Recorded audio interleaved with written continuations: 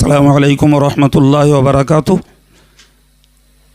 সুপ্রিয় দর্শক শ্রোতা, দূরে কাছে স্বদেশে প্রবাসে যারা যেখানে আছেন এবং আমার বার্তা শুনছেন বা শুনবেন, তাদের জন্য সালাম এবং আন্তরিক দোয়া।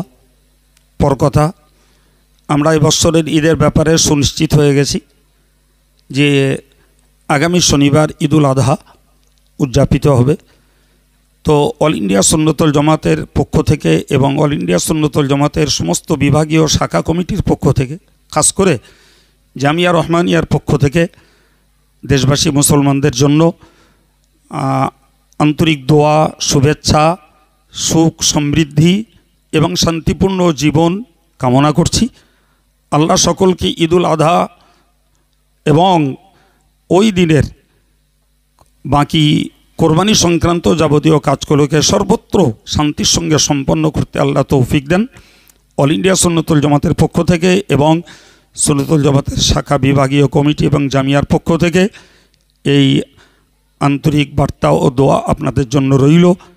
আশা করি আপনারা আমাদেরকেও দোয়ায় স্মরণ রাখবেন ইনশাআল্লাহ।